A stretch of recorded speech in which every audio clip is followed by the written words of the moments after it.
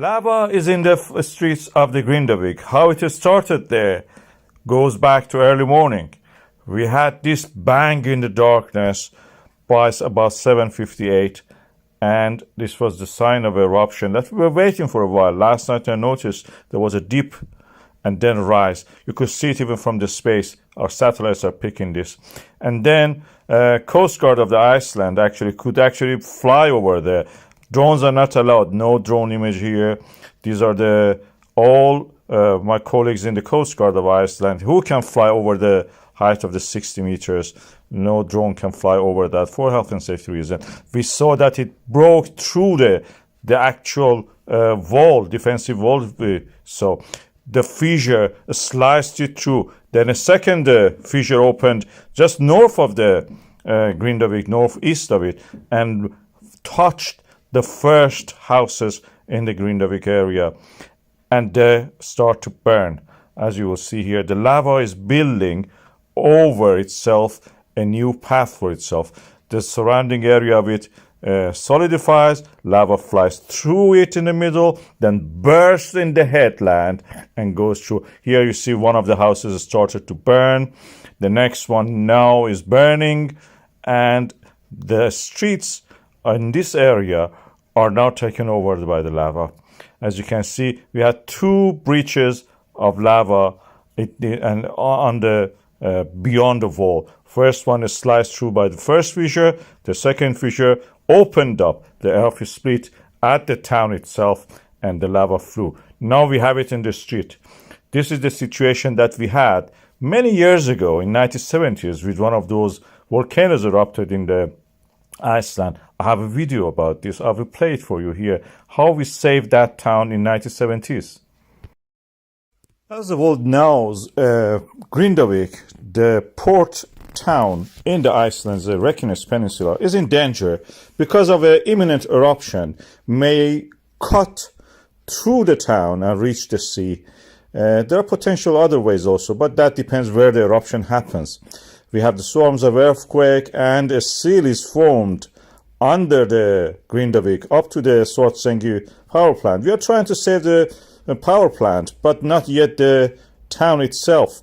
This is not something new. Heimaey Island in Iceland in 1973 was in the similar situation. We had a volcano eruption there.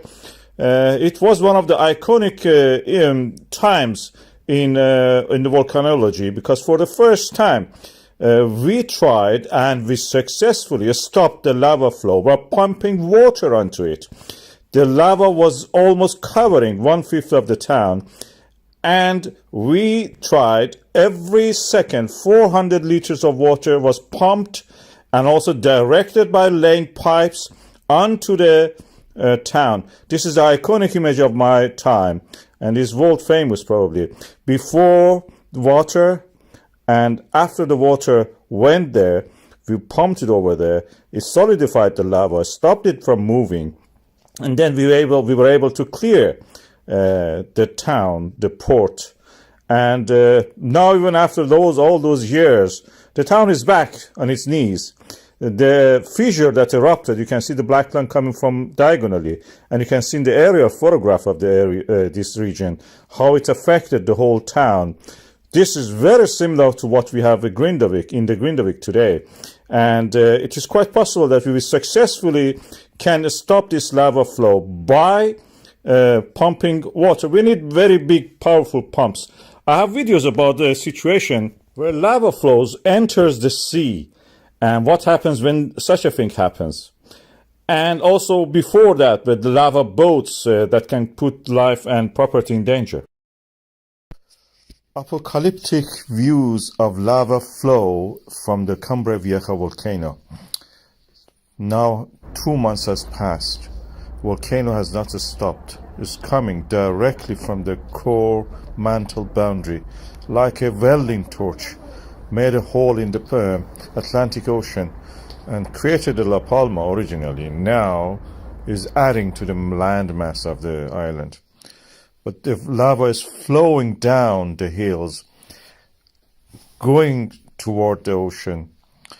This is the flow that nothing can stop it. I will show you a map that shows how it moves toward the sea, where it has covered actually. When it reaches the sea, it just looks like Jurassic Park. Things are falling down, rolling down. The seawater waves are coming toward the headland created by these lava flows. Any moment you may see a dinosaur coming out of there, or King Kong. And that is how it looks.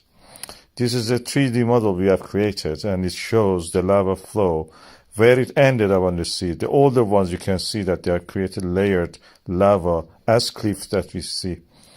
It's an apocalyptic view. It's a very strange phenomenon.